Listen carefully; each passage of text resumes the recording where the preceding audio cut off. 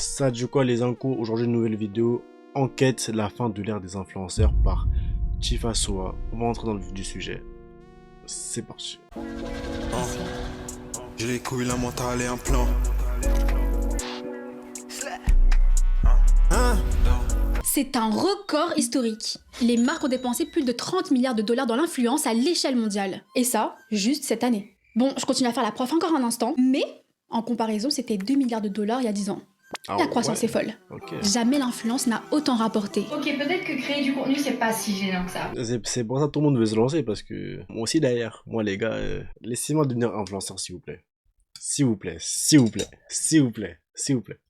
Jamais les influenceurs n'ont été aussi populaires. Enfin, Ça remplace la télé. auprès des marques. Parce que entre toi et moi, j'imagine que tu commences à saturer. Entre perte d'authenticité, déconnexion totale de la réalité et prendre des gens pour des cons, je pense qu'on est beaucoup à saturer. Et en plus, je vous ai posé la question pour avoir votre avis. Des fois, j'ai l'impression qu'ils me prennent pour des imbéciles. Je ne suis pas tout ce qui est fake. Je m'en fiche. Chien. On supprime tous les réseaux sociaux. Eh ben, pourtant, sans audience, plus d'influence. Alors, Voilà. que se passe-t-il? Est-ce qu'on arrive à la C'est qui fin de stream? l'ère des influenceurs? Est-ce que c'est encore le bon moment pour se lancer sur les réseaux? Est-ce que ton influenceur préféré va devoir aller chercher un CDI prochainement? Peut-être. Et on va voir pourquoi tout de suite. L'influence a Avec du rapporté 38 milliards d'euros. Il n'y a qu'à mettre des 30 milliards pour la pauvreté. Oui, mais qu'est-ce que vous faites vous pour la pauvreté? Tous les jours. Je donne. Le constat, c'est que les gens en ont marre. Marre de la Tous vie les chère, jours, je donne. marre de Macron et marre des influenceurs. Ouais, mais oh là là, il va falloir que je prenne des vacances. Comment, aujourd'hui, dans la France de Macron, les influenceurs peuvent se permettre de parler comme ça? Les gens, ils te voient toute l'année en vacances. Toute l'année. Mais eux, ils ont du mal à s'offrir une semaine en camping. Je viens d'unfollow 90% des influenceuses que je suivais sur les réseaux. Et vraiment, à quoi ils servent? Je ne crois plus À les quoi pubs ça des influenceurs. Pourtant, les chiffres n'ont jamais été aussi positifs pour l'influence. Et c'est drôle, car à la base, les grandes marques étaient frileuses à l'idée d'être associées à des personnalités d'Internet. Pourquoi prendre des petits dans leur chambre alors qu'on peut demander à Denis Brognard? En rythme, en cadence. Mais maintenant que les boomers en marketing ont pris leur retraite, ça y va fort, hein. Attends, tu vas voir. Parce que les influenceurs, les créateurs de contenu, ils sont plus, comment dire, je vais pas dire authentiques, mais ils ont l'air plus authentiques et plus proches d'une personne lambda, genre. Un Français moyen, entre guillemets, il va se reconnaître dans Michou. Avant d'être agent d'influenceur, je suis avant tout consommatrice de contenu, comme tout le monde. Je suis aussi influençable. Alors moi, j'accepte de le reconnaître. Je pense pas du tout que l'ère de l'influence soit terminée. Je pense qu'on en est qu'au balbutiement. On se retrouve dans une Balbutiement. situation un peu paradoxale. Je vais Économiquement, retirer le ça. secteur est à son prime. Mais socialement, la manière dont on perçoit les créateurs maintenant a changé. En fait, moi, j'aime même pas utiliser le mot influenceur parce que Ouais. je pars du principe qu'il Influenceur, ça fait suceur de baiser, genre je te regarde, tu m'influences. Moi, j'ai créateur de contenu. Genre, pour moi, personnellement. Bon, jamais je vais lui dire je suis un influenceur ou je suis un influenceur. Après, oui, en fait, c'est une influence parce que tu influences les gens à acheter un certain produit, par exemple. Mais, je sais pas, le mot influenceur, comme Sylvain il le dit, c'est. Je sais pas. m'influence pas. C'est mettre Je sur un vous le piédestal. dis, l'ère des influenceurs arrive à sa fin. Les réseaux sociaux, ils sont devenus ennuyants, c'est parce qu'en fait, vous avez trop bully nos créateurs de contenu. On cherchait pas à relate, on cherchait à s'échapper. Je vais vous montrer tous les gens sur TikTok que je ne peux plus me voir et que je compte bientôt bloquer. Alors lui là, il va falloir arrêter de nous prendre pour des cons. C'est quoi cette phrase de non mais je comprends qu'elle travaille avec des personnes problématiques parce que quand même elle est engagée avec eux et sinon elle aura plus d'argent. Bah ouais, bah tu vas trouver un job alimentaire comme tout le monde en fait. Parce qu'à la base les gars revenaient genre 5 ans en arrière, l'influence c'était rien. Trop calibré, trop parfait, le contenu devient beaucoup plus commercial et plus authentique, ce qui fait que ça plaît moins. Et après je pense que la raison la plus évidente c'est plus politiquement. Mais oui, comme tu as dit, genre trop travailler, ça veut dire que ça plaît moins parce qu'on perd le côté authentique, mais faut aussi de l'évolution. C'est-à-dire que maintenant, aujourd'hui, tu veux percer par exemple sur YouTube et tu fais du contenu genre dans ta chambre, des podcasts à l'ancienne sans montage, dans ta chambre et tout. Là, les vidéos et les créations, c'est meilleur. C'est juste qu'il y a peut-être le côté authentique qui s'est perdu dans la sauce. Mais on peut pas non plus revenir en arrière et faire les vidéos à l'ancienne parce que au bout d'un moment, faut évoluer, faut passer à autre chose. Parlant, ou des personnes qui vont rester silencieuses sur certaines choses, ou une collaboration hyper problématique, enfin ce genre de choses-là. Perso, j'ai l'impression que toute Engagé. cette ère... Après, est-ce que si t'es influenceur, t'es obligé d'être engagé? Genre moi, personnellement, genre, je suis un créateur... Après, moi, en fait, là, je mets les créateurs de contenu et les influenceurs dans le même sac. Genre moi, personnellement, je suis un créateur de contenu, je suis pas engagé. Déjà sur Internet, je fais rire les gens, je parle avec les gens, après, fin. Après, par contre, faire des, comment dire, des partenariats problématiques, ça, par contre, sur ça, je peux comprendre. Je peux Autour comprendre des influenceurs va pas tarder à s'effriter. l'énervement. Est-ce que c'est toujours le bon moment pour se lancer sur les réseaux même? Certains diront que oui. Mais vas-y, fonce. Aujourd'hui, n'importe qui avec un iPhone et un peu d'audace peut percer. En plus, les marques font de plus en plus confiance aux créateurs émergents. Qu'est-ce que t'attends? Moi, de mon côté, je suis un peu plus sceptique et je suis pas la seule. C'est trop tard, vous ne pouvez plus devenir influenceur. Et aujourd'hui, je peux vous le dire, il y a beaucoup de créateurs de contenu qui finissent SDF. J'ai déjà essayé de me lancer sur les réseaux. Je pense que si ça n'a pas marché, c'est parce que déjà ça manquait de régularité. Et aussi, je pense que j'avais pas non plus le bon matériel de qualité et tout, tu vois. Parce que en vrai, même les gens qui percent, mais juste un tout petit peu, quand je regarde leur contenu, ils ont déjà genre une très belle qualité, des trucs comme ça, tu vois. Et moi, j'ai pas tout ça. Le matériel a jamais coûté, entre guillemets, si peu cher. Tout le monde peut se lancer avec son téléphone. La conséquence de cette barrière à l'entrée si faible, c'est qu'il y a énormément de concurrence. Et donc, pour pouvoir vraiment percer et se démarquer, je trouve que ça n'a jamais été aussi compliqué. Je vais rarement suivre des comptes. Genre, avant, franchement, t'étais un bon créateur de contenu, c'est bon, c'est sûr t'allais percer. Si t'es un bon créateur de contenu, t'étais régulier, tu postais, c'est sûr qu'au bout d'un moment, ça allait prendre, t'allais percer. Maintenant, t'as un bon créateur de contenu, c'est bien. Sauf qu'il y a des excellents créateurs de contenu, il y en a partout. Donc, ouais, faut être... Purement de divertissement. Genre juste le fait qu'en fait, non, les youtubeurs, ils ont des monteurs, ils ont des équipes, des trucs, alors qu'avant, c'est juste quelqu'un, il posait même pas sa caméra, il posait sa webcam, il allait débuter devant la cam, et fin, et ça faisait des millions de vues. C'était incroyable. Bon, influenceurs type télé-réalité, où juste ils racontent leur vie, où ils ont rien à m'apporter, le genre de compte que j'aime pas suivre et desquels du coup je vais me désabonner. Oui, déjà, faut dire que les premiers influenceurs, ceux de la télé-réalité, n'ont pas vraiment aidé. City, ils ont quelque chose qui guérit les cellules cancérigeuses. Je passe vite dessus car je vous apprends rien, j'imagine, mais c'était juste pour donner un peu de contexte. J'ai certaines limites éthiques. Bon, évidemment que je ne suis pas intéressée du tout à l'idée de trouver des collaborations Temu ou Chine ou ce genre de choses. Je suis à des années-lumière de ça. Moi, les partenariats, je trouve que c'est bien tant que c'est éthique. Il y a des fois, on sent que... Si ça correspond à ton image et que le produit il est bon, genre, y a pas de souci. Moi, genre, le seul partenariat que du coup j'ai fait, que c'est avec Oli, qui est une boisson d'énergie en poudre de toute façon. Frère, ils ont envoyé leurs produits, j'ai écouté ça, c'était bon, carrément, je l'ai donné à des potes à moi et tout. Genre, je me disais, ouais, ça pourrait plaire à ma communauté. Le produit est bon, je peux me faire de l'argent. Je vais pas dire non. Mais si demain tu me dis, ouais, je dois faire une pub de clous, sur des clous, genre, pour le bricolage, alors que je peux une chaîne de bricolage, je vais te faire foutre. Déjà, ou sinon, si c'est, je sais pas, une pub problématique, genre, je sais pas. Par exemple, je sais pas, par exemple, les meufs qui font des pubs de pilules, je sais pas quoi, perte de poids, gain de poids, je sais pas quoi. Alors que ça peut, après, moi, je me connais pas trop, mais je pense qu'il y en a beaucoup, c'est dangereux pour la santé. À ce moment-là, là, c'est problématique, oui. C'est vraiment mensonger. Et des fois, j'ai l'impression qu'ils me prennent pour des imbéciles, comme la bougie qu'il fallait mettre au-dessus de son oreille pour faire enlever la cire d'oreille. Enfin, non. Il faut aller voir un professionnel de santé pour retirer ça. À cause de ces polémiques sur les placements bidons, on a vite fait la distinction entre les influx voleurs Et en fait, ça rajeunit le vagin. et les influenceurs éthiques. Ceux qui respectent leur communauté, qui n'acceptent pas n'importe quoi, qui ne sont pas là pour le buzz, et parce qu'ils ont une vraie passion à partager. Sauf qu'aujourd'hui, t'as beau promouvoir des produits respectables, si chacun de tes contenus devient une publicité déguisée, ça passe pas non plus. Mais j'ai pas non plus acheté les produits qu'elle fait parce que vu que j'ai fait des études dans le marketing, en fait, je sais que c'est du faux pour la plupart. Et le problème, c'est pas la pub, c'est surtout la fausse authenticité pour mieux faire passer la pilule. Franchement, maintenant, j'ai l'impression qu'il y a que ça sur Insta. Beaucoup de créateurs qui sponsorisent toute leur vie et il y a plus un seul post organique maintenant.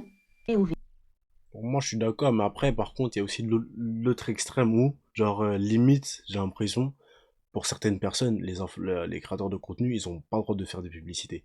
C'est-à-dire que, moi, je me rappelle quand j'avais fait quoi déjà? Moi, par exemple, une fois, quand j'avais fait une collaboration et tout, ça m'a dit dans les commentaires, après, c'était pas tout le monde, mais ça m'a dit dans les commentaires, ah, maintenant, tu fais ça, ah, t'as changé, laisse, non, t'es devenu comme eux. Comment ça, comme eux? Comme qui? Et bref. Passons. C'est un flux que tu crois sincère, mais c'est une collab. Dites-moi que je suis pas la seule. Je viens de me faire quitter et évidemment, je regarde nos photos en boucle. Le problème, les photos sont trop belles, mais il y a mon ex dessus. Heureusement, j'ai trouvé une appli qui enlève littéralement ce que tu veux sur une photo. Voilà, j'ai récupéré mes photos et ma paix mentale. Je vous mets l'appli en description. Parfois, je regarde des... Genre, pour moi, une pub comme ça, en vrai de vrai, moi perso, je la trouve pas problématique. Si c'est que ça, là, ça casse les couilles. C'est même pas une question de problématique. Si tu sais que ça, genre, sur ton compte, ça casse les couilles. Mais si tu fais ça de temps en temps, tu captes que le mec, vas-y, il a fait la pub parce que, vas-y, ça, il prend son cachet, il prend son billet. Moi, je suis content pour le créateur. Je me dis, vas-y, mon gars, tu dois manger. Tout de suite, tu dois manger tant que c'est pas une pub mensongère. Son produit, il marche, son produit, il est bon, et que ça peut potentiellement intéresser une partie de l'audience. Pour moi, il n'y a pas de souci. Mais le truc de, ouais, tomber sur un créateur dès qu'il fait une collaboration, genre, je trouve ça bizarre. Story trop mignonne où t'as des créateurs qui offrent des cadeaux à leurs proches, et au final, c'est une collab. Genre, moi, je pense que c'est un truc de français, genre. En fait, les Français, ils aiment pas quand les gens, ils se font de l'argent facilement, je pense. Je pense que c'est ça. Écrit en tout petit, là. Moi, je Même si même les collaborations, c'est aussi du travail, mais bref, c'est pas... comprends plus rien, et j'avoue que... On va pas rentrer sur ce sujet. Je suis déçue. Et j'avoue, sur le moment, j'ai l'impression d'être prise pour une conne. Et ça me rend triste, car j'ai cru voir un moment d'émotion sincère et tout. Je suis hyper sensible. Okay, mais bon, le souci, c'est pas seulement qu'on est spammé de pubs. Parce qu'on l'a tous compris maintenant. C'est comme ça qu'ils gagnent leur vie. Et c'est ok. Le souci surtout, c'est que les créateurs sont incités à changer toute leur personnalité, du moins en faire un storytelling pour être bien vu des marques. Ah non, mais elle fait que des collabs, celle-là. Mais ça fait 14 ans que je fais ce métier. T'as cru que demain, je vais refuser une collab avec un produit que j'adore pour te faire plaisir? Et... Merci Nabo. Pour certains, parce que oui, je ne fais pas une généralité, leur contenu devient ultra lisse et leur personnalité aussi. Alors qu'on les aime pour leur personnalité de base. Ils ne se permettent plus aucun écart, même pas une petite vulgarité, plus aucune prise de position de peur de froisser d'éventuels sponsors. Et personnellement, je pense que c'est pas qu'ils ne veulent pas, mais qu'ils ne peuvent pas. Sachez-le, quand un créateur ou une créatrice de contenu prend position sur des sujets d'actualité, sur de la politique, etc., il sait d'avance qu'il se grille pour un certain nombre de contrats. Et je parle avec un pote qui travaille en agence d'influence et je lui dis mais tu me mets jamais sur tes castings? Il me dit ah bah si hein, je t'ai déjà mis 2-3 fois sur mes castings mais en fait à chaque fois le retour des clients c'est elle est trop engagée, elle est trop politisée. Il y a un travail à faire du côté des marques et du côté des agences que les gens ils ont besoin aussi de consommer du contenu engagé et politisé et que c'est aussi des créateurs et des créatrices comme ça qu'on a besoin d'activer sur des campagnes. En gros, soit tu t'éteins, soit tu joues le jeu. Sauf que le public est de plus en plus conscient des règles du jeu. Et les gens ont juste l'impression d'être pris pour des cons au final. Donc la pub est de plus en plus omniprésente. 2, elle va rendre le contenu qu'on regarde mou. 3, elle va parfois aussi rendre les influenceurs totalement déconnectés de la réalité. Je vais pas balancer les francophones ici parce que je suis pas là pour ça, ni pour cracher sur leur business. Moi aussi je fais des collabs. Je suis pas tiktokeuse Alors quittons la France pour voir ce qu'il se passe dans le pays de la démesure. Jacqueline Hill est une influenceuse états-unienne. Elle est issue de la première vague de YouTube. Depuis les années 2010, elle est dans le game. Disons que c'était un peu la Enjoy Phoenix des États-Unis. Et évidemment, de son statut, elle a toujours fait des placements de produits. Ça a fait d'elle l'une des figures les plus puissantes de la botisphère à l'époque. Cependant, car il y a un mais quand même, sinon on ne serait pas là, voilà ce qu'il s'est passé récemment.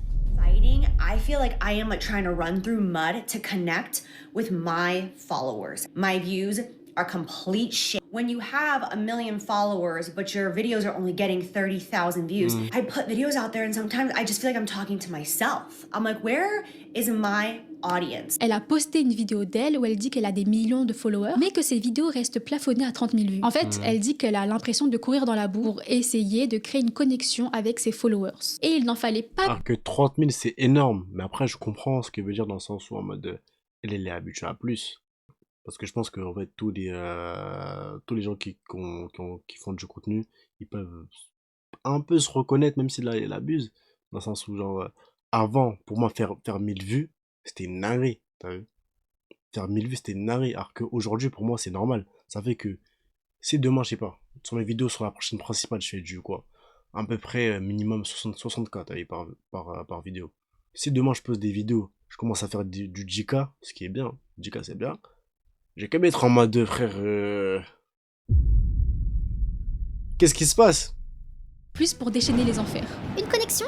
Meuf, ton sweatshirt coûte 140 $. C'est le montant que je réserve pour nourrir ma famille. Parce que oui. Mais faut rester quand même, comme t'as dit, faut rester terre à terre par rapport à ça. C'est pour ça que moi, nombre d'abonnés, nombre de vues, j'essaie de. Pour moi, c'est la même chose, t'as vu? Dans le sens où, si j'ai beaucoup de vues, Dieu merci. Si j'ai plus de vues, Dieu merci, j'ai toujours la santé, genre.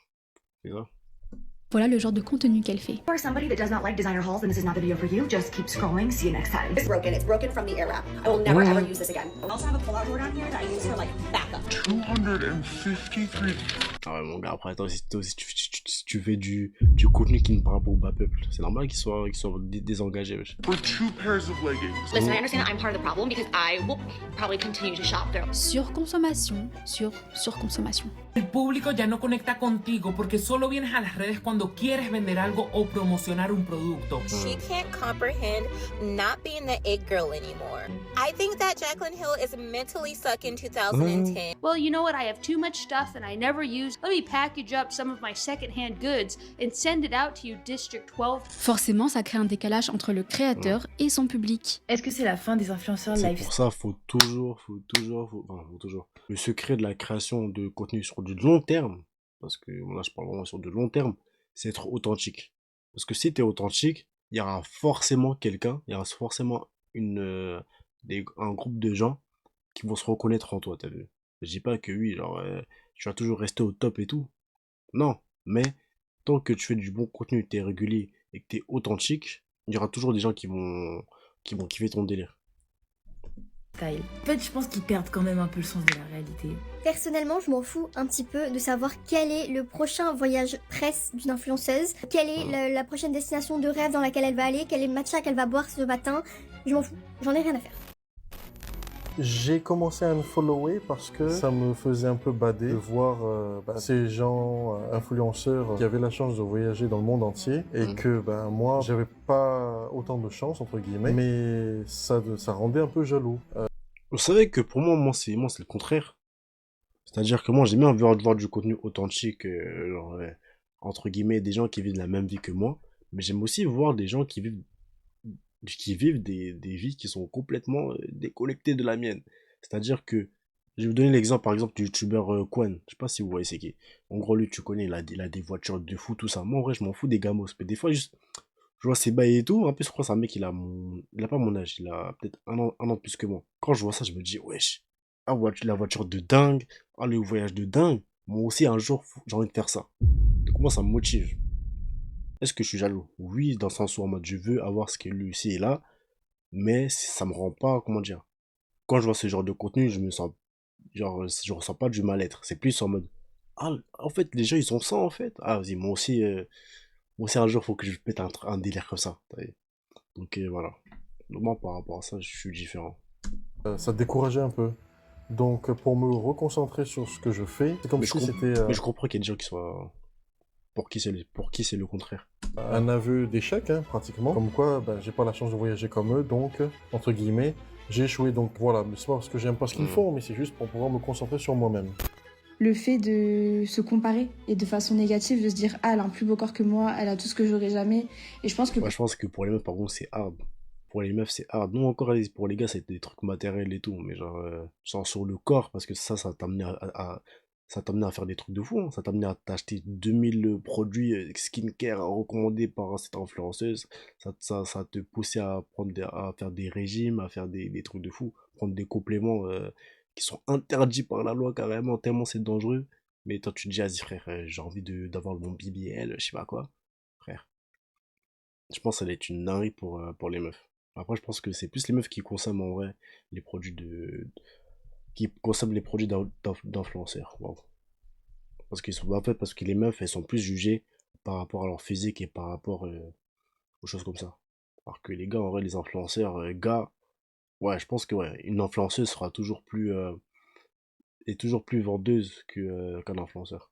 Pour certaines personnes qui sont plus fragiles sur les réseaux sociaux, ça peut créer un peu une sorte Par exemple, il y avait MrBeast, de jalousie. Après, est-ce qu'il faut jeter la pierre à tous les influenceurs ?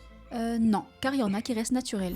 Par exemple, Yanissa, je la suis depuis ses débuts et c'est une des rares que j'ai pas arrêté de suivre car elle est restée simple. Elle va snapper démaquillée sur Snapchat, elle s'en fout, elle va montrer comment elle se maquille, elle va montrer ci, ça, son quotidien. Et ça fait un peu comme si on suivait une série et puis on va voir son évolution, ses enfants, son mariage, enfin ce genre de choses.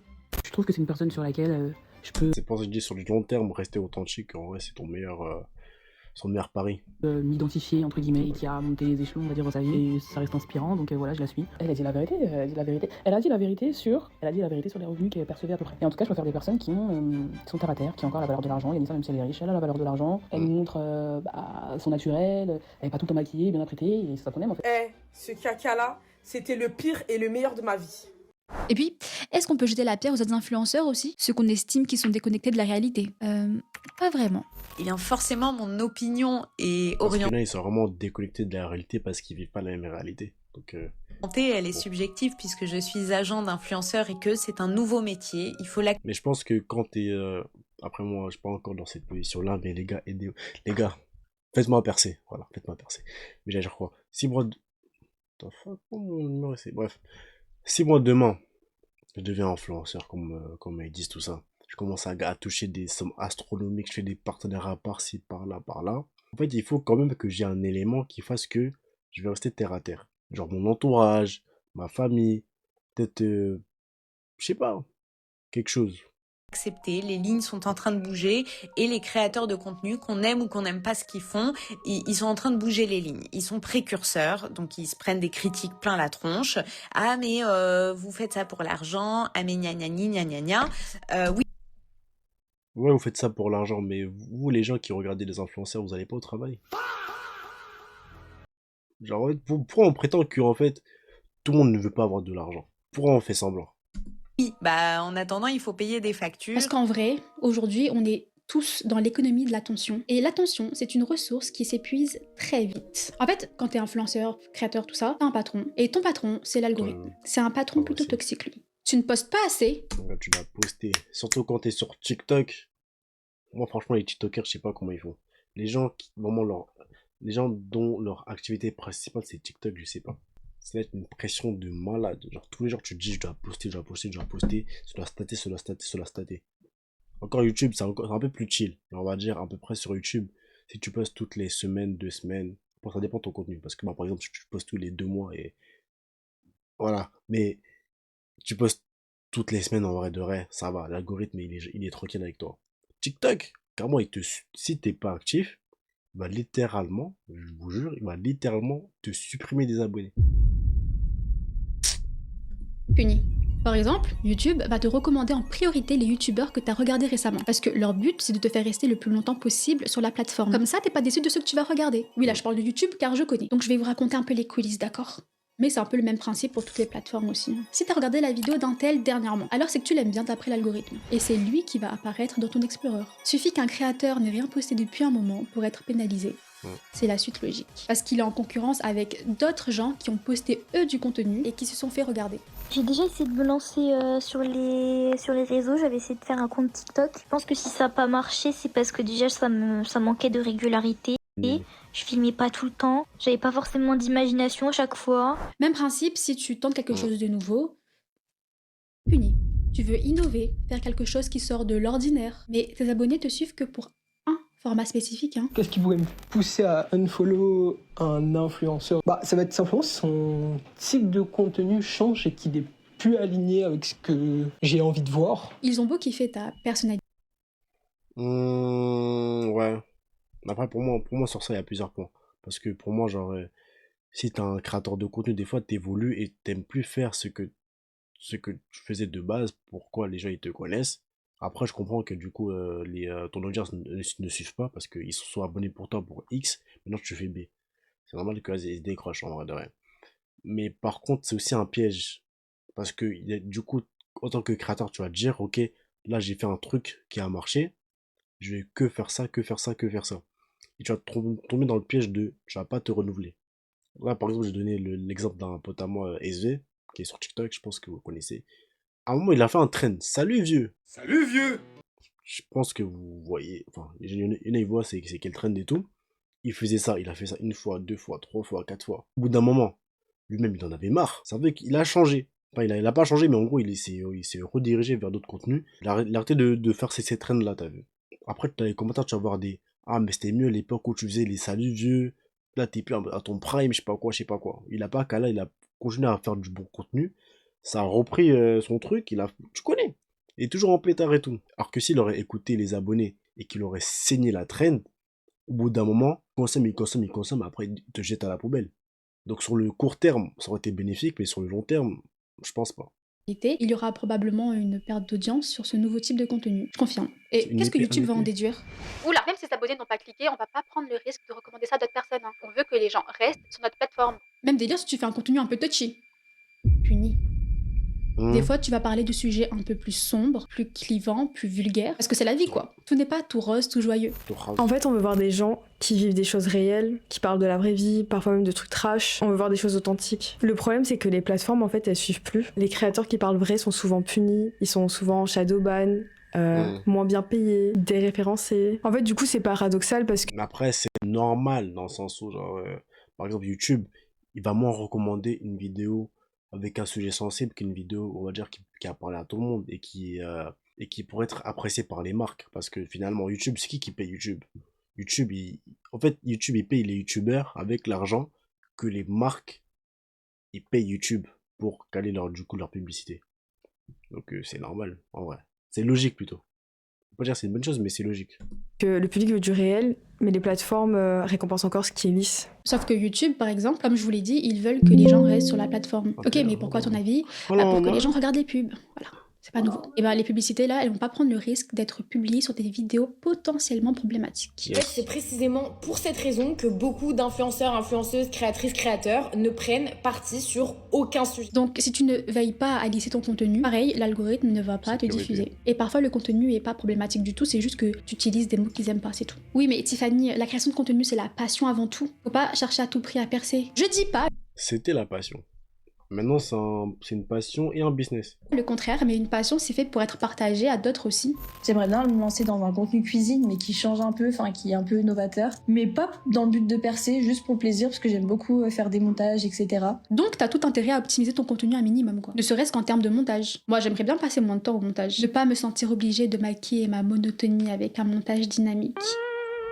Moi, de mon côté, j'aimerais prendre mon temps pour développer des idées ou faire des vidéos hors sujet. Moi, je suis une pipelette, hein. Et si je fais ça, les gens vont décrocher direct.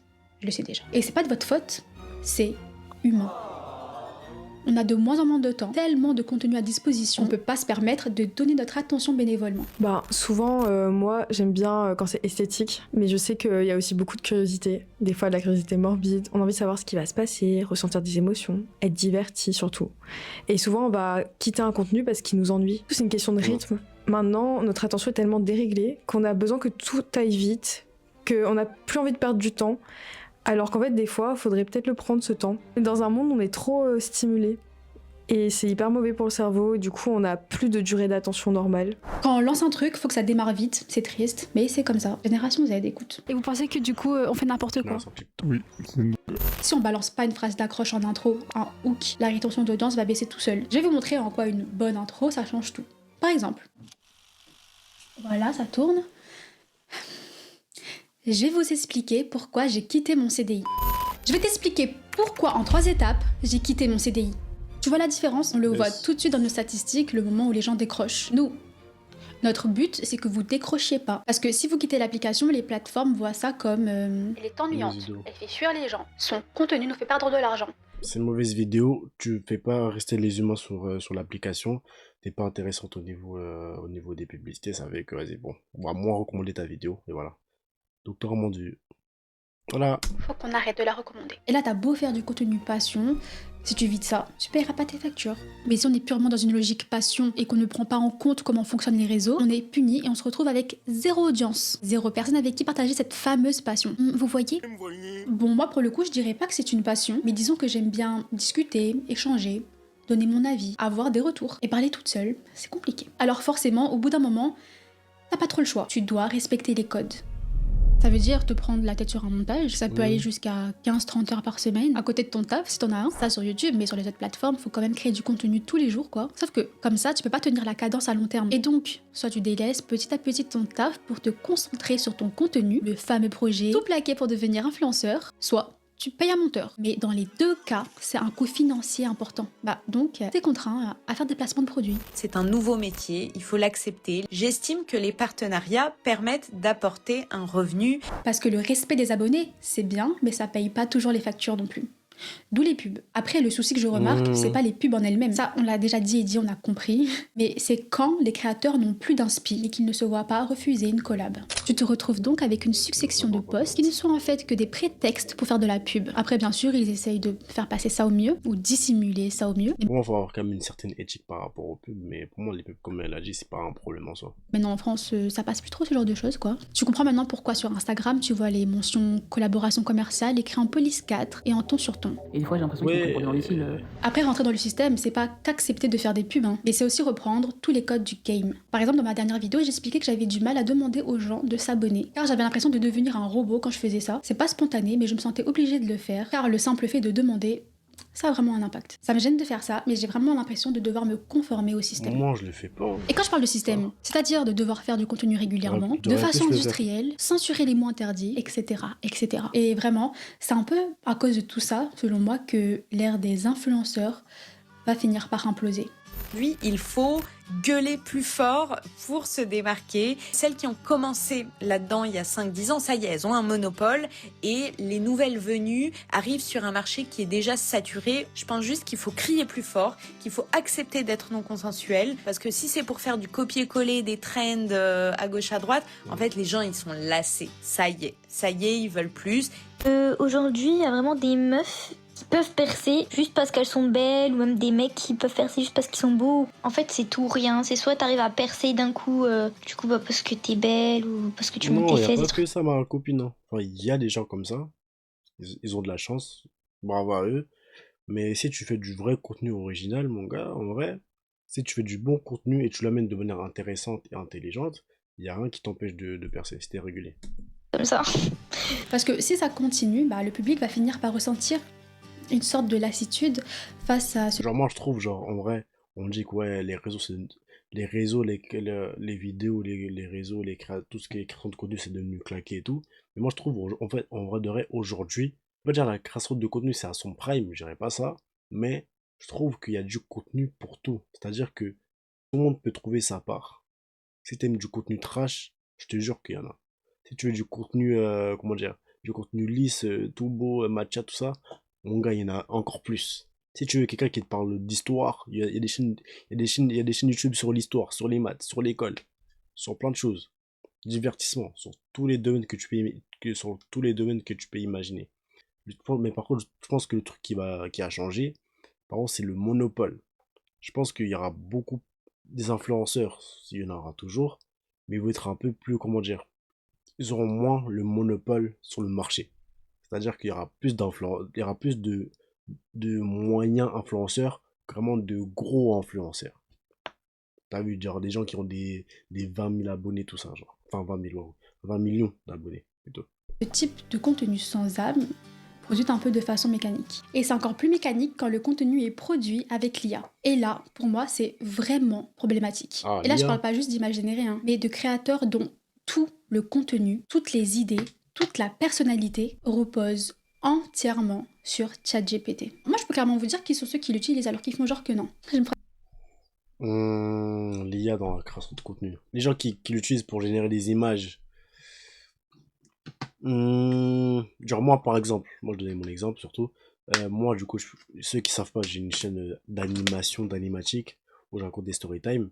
Et ça me prend beaucoup de temps. Je poste pas très souvent parce qu'en vrai, les animations, les dessins, ça prend beaucoup de temps à faire. Il y a des gens qui m'ont recommandé d'utiliser l'IA pour aller plus vite.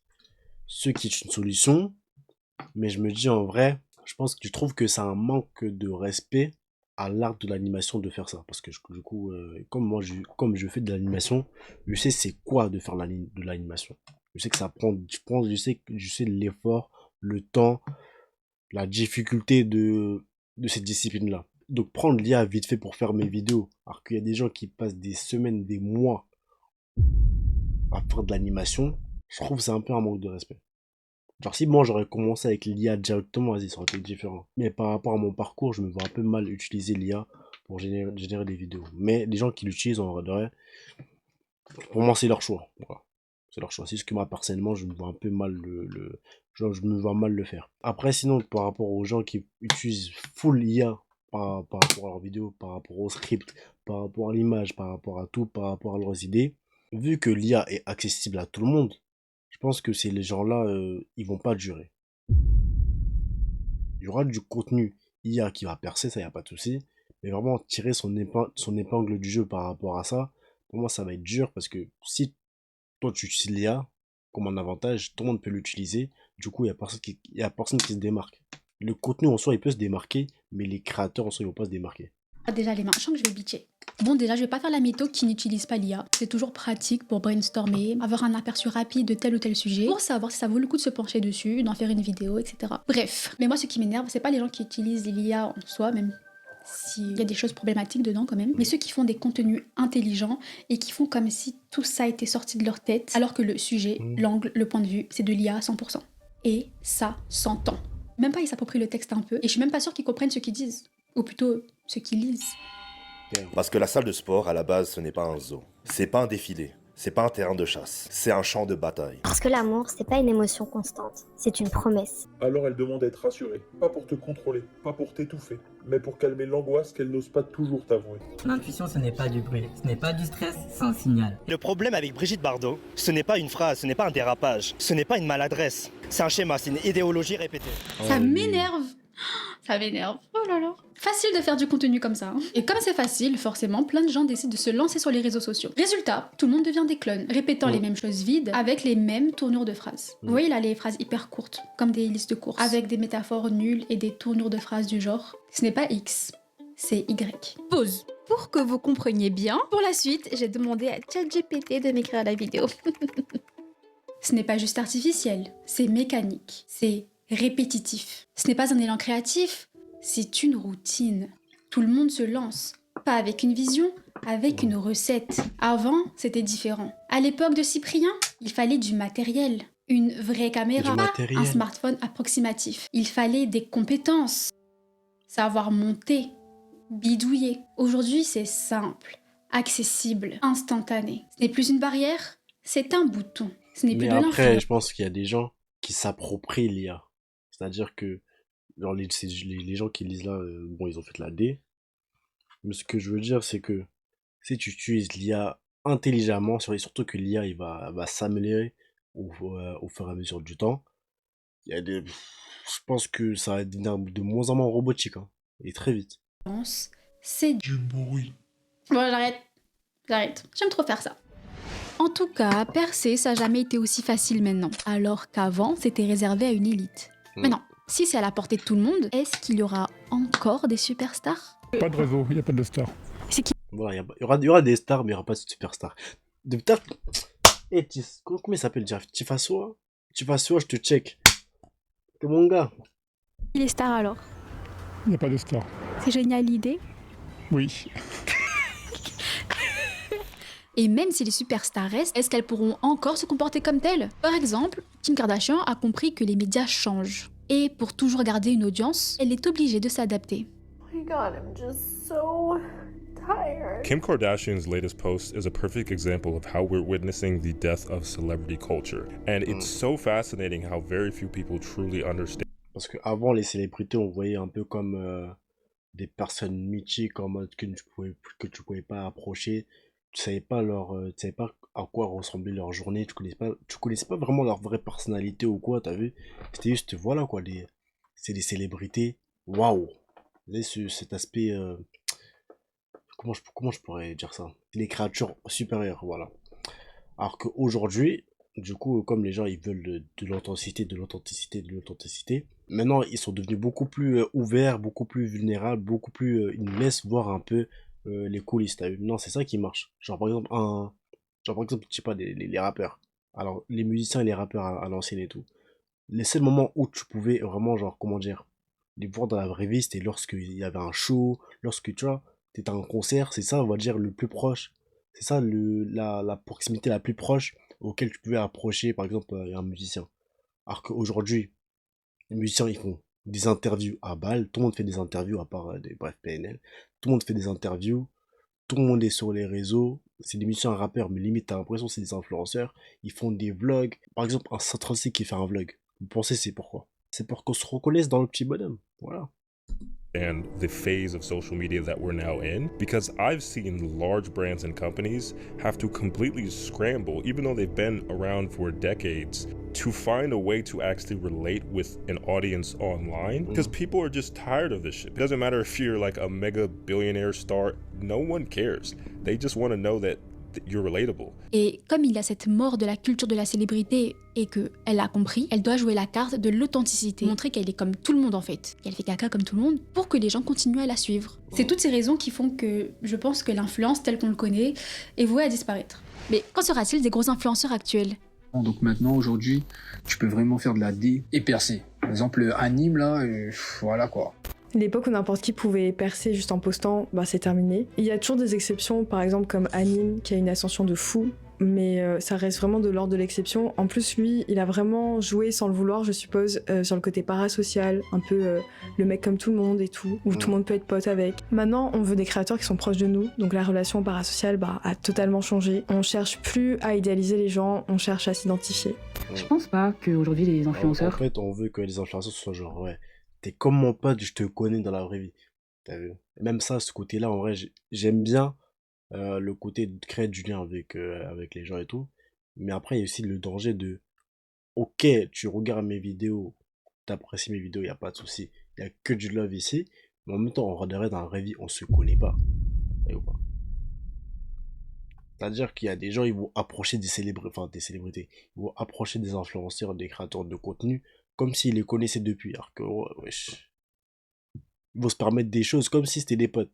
Ils vont avoir un comportement qui peut être grave irrespectueux. Ils vont même pas se rendre compte parce que eux, dans leur tête, on regarderait, t'es leur pote. Les gros influenceurs peuvent dégager du jour au lendemain. C'est-à-dire qu'ils ont une très grosse communauté, ils ont des partenariats, ils ont des contrats. Vraiment, je ne pense pas. Parce que c'est comme l'influenceur qui a eu des accusations de... Il est encore là, hein, il me semble. Il est encore là. En gros, ce serait que les dernières générations de superstars dans l'influence qui resteront, car ils auront eu le temps de bifurquer dans d'autres domaines. Parce que là, ils ne sont plus juste des influenceurs.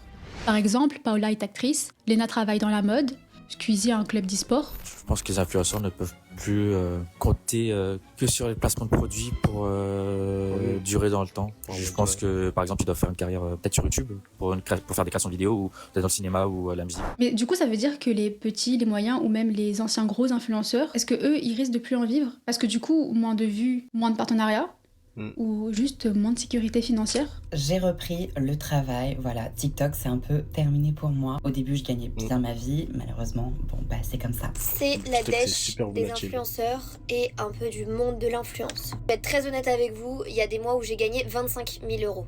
Vous doutez bien que les mois 25 000 euros n'ont pas duré. J'aurais pas monté mon institut de beauté, j'aurais pas été travailler pour 300 euros par mois. Non, pour beaucoup comme moi, notre temps il est passé et c'est ok. Faire un autre métier. Et c'est pas... Donc ouais, si c'est un jour où percer sur les réseaux, les gars, faut capitaliser de con. Parce que ça peut durer une semaine, comme 2 mois, comme 2 ans, faut capitaliser. Une honte, je le répète, d'être en CDI. Mais pourtant, les marques ont explosé leur budget pour les influx. Et pourtant, des personnes qui étaient en place n'ont pas forcément la sécurité financière pour continuer cette activité. Je me demande si c'est pas juste que tout le monde se partage le même gros gâteau qui est l'influence. Ouais. Franchement, je sais pas. Ouais, du coup, ouais. Et l'argent qui est là, c'est juste qu'il y a moins de superstars, mais il y a que des stars. Donc, l'argent par personne va diminuer. Je pense. Et forcément, si tout le monde se le partage, c'est pas avec des miettes que tu peux en vivre, quoi. Est-ce qu'on va peut-être même assister à une montée d'influenceurs éphémères? Et c'est peut-être déjà le cas, vu qu'on aime se tourner de plus en plus vers les petits créateurs, sûrement qu'on les apprécie plus. Car ils n'ont pas eu le temps d'être formatés par le système. C'est un grand mot, mais voilà, vous avez compris. En fait, forcément, un créateur de contenu qui voit son niveau de vie s'élever grâce à sa création de contenu, on peut lui reprocher de plus être authentique. Bah oui, c'est normal, sa vie, elle a évolué, donc il faudrait qu'il se prive des opportunités que lui a créées sa création de... Tu veux être un petit créateur et ta communauté va être derrière toi en mode, vas-y, on espère que tu vas percer, on va te faire percer tout ça. Lorsqu'il va percer, lorsqu'il va commencer à toucher des sommes, c'est plus pareil, non. Tu peux jamais gagner. Contenu, je trouve ça paradoxal. Moi, je pense que l'ère des superstars, elle sera jamais finie. Il y aura toujours quelques-uns qui vont vraiment tout défoncer dans un domaine. En fait, J'ai envie qu'on me fasse rêver. Elles ont l'air de rien payer, elles ont l'air d'avoir que des collabs, elles ont la vie de rêve quoi, elles vont en voyage toutes les deux secondes. Moi je suis là pour qu'elle fasse ses hauls chez Louis Vuitton même si j'achète mes habits à Primark. Vous aimez quand vos créateurs de contenu ils sont au plus bas de l'échelle et qui sont pauvres et qui sont broke comme vous. Perso, quand je regarde des vlogs de gens qui ont réussi, je trouve ça super inspirant. Du coup, est-ce que c'est Je te récup pour la passe. Merci. une bonne idée de se lancer sur les réseaux en 2026? Être influenceur juste pour être influenceur? Ça, c'est que à mon avis. Comme ceux qui voulaient absolument passer à la télé il y a 20 ans, mais qui n'avaient rien de concret à proposer. Moi, je pense qu'on peut percer toujours, mais plus de la même manière. Ce que les gens aiment maintenant, c'est pas juste quelqu'un qui est attachant, mais qui est aussi utile, qui a un travail ou une expertise, et qui peut nous transmettre un savoir aussi. Loulou Kitchen, parce que j'aime bien ses recettes, et ses recettes sont utiles. Si la personne me fait perdre du temps trop longtemps. Et j'avoue que c'est vraiment la raison principale qui me pousse à unfollow. J'aime bien quand c'est un peu travaillé, mais j'aime bien quand c'est aussi à l'arrache. En vrai, on est tous sur les réseaux et même les gens qu'on suit, c'est juste parce qu'ils nous apportent quelque chose. Il y a un essor des créateurs de contenu, mais qui, en parallèle, souvent travaillent, ont un autre métier, en fait font quelque chose de réaliste et humain et que la majorité des gens font. Cette influence-là, elle est tellement saine, tellement positive, tellement constructive, et j'aimerais que les big... Moi, je vais essayer, comment dire, moi, j'essaie d'avoir un taf le plus longtemps possible à côté de la création de contenu, parce que je trouve que c'est grave, comme il a dit, hein, quelque chose de grave sain, genre, tu vis la vraie vie aussi, ta vie, c'est pas que les réseaux, c'est pas que sur Internet. marques là se tournent un peu vers les créateurs de contenu pour leur donner de la crédibilité, de la légitimité, et qu'en fait, l'influence, elle change et elle soit sensée, réaliste. Être niché ou avoir un truc à proposer, en plus ça peut correspondre à des marques bien précises, genre le sport, la nourriture, la vie de parents, etc., etc. Et les gens ont l'impression de suivre une vraie personnalité, qui a des choses à proposer sur des domaines précis et qui a vraiment des choses à raconter. Les nouveaux influenceurs / créateurs devront montrer une certaine légitimité face à la société et ne plus être dans le regarde-moi, mais plus apporte-moi quelque chose. De nos jours, où le nouvel or, c'est l'attention, et dans le monde où on est, où les plateformes déboursent des milliers, des millions d'euros juste pour réussir à capter notre attention, l'ère de l'influence ne fait vraiment que commencer. Il y a un gros business qui arrive, un paysage médiatique, marketing, politique, social qui va être complètement chamboulé par l'influence. En réalité, je ne pense pas que ce soit la fin de l'influence à proprement parler, mais de cette ère actuelle, oui. Je pense en fait qu'on va plus parler de termes de créateurs de contenu plutôt que d'influenceurs. Et c'est là où on parle de fin d'une ère de l'influence, mais telle qu'on l'a connue en fait. Ça va être une autre forme de contenu, de promotion de produits, parce que l'ancien format, le format actuel qui ne fonctionne plus vraiment, je pense qu'il va être amené à disparaître. L'ère de l'influence, En tout cas, Saminta, je te check aussi. ne s'arrêtera pas tant qu'il y a des êtres humains. Les êtres humains font qu'il y a toujours des influenceurs et des influencés. Et on pourra encore voir de très belles choses dans le futur, notamment déjà là, avec l'intelligence artificielle qui est des fois un peu mal utilisée, mais... En tout cas, pas comme les scripts ChatGPT comme on a vu tout à l'heure là. C'est pas l'IA qui va faire de toi un influenceur. Hein. Ah mais vous savez c'est quoi le pire? Maintenant, il y a des vrais influenceurs IA. Et je trouve ça grave problématique parce que... Mais qui les suit? Enfin, en connaissance de cause, genre. Qu'elles ont toutes des gros tétés et ce genre de choses. Genre, rien de réaliste. Et ça m'inquiète parce que à force de voir des corps irréalistes, ça va biaiser l'image qu'on se fait du corps de la femme. À moins que ça reflète juste ce qu'on attend d'elle. Et ça tombe bien, car j'en parle juste ici. J'aime pas comment tu me pièges à regarder toutes tes vidéos de toute façon. Je t'aime beaucoup, je t'apprécie, j'ai déjà regardé une de tes vidéos. Tu me pièges à chaque fois, tu joues avec moi, tu joues avec moi. Et bref, dites-moi vous avez pensé quoi de la vidéo, likez, commentez, partagez. On est dans le bon. Satchiko au délit, c'est comment depuis du B2. Ça dit que je suis un génie, que sans nous le beurre c'est dégueu. Je me la porte comme un split-gif, si c'est de l'amour là fais-moi pédo. Tard dans la nuit je vais les faire, dis-moi je dois shooter le calme. Je pose ma trappe, je fais ma loi et toi.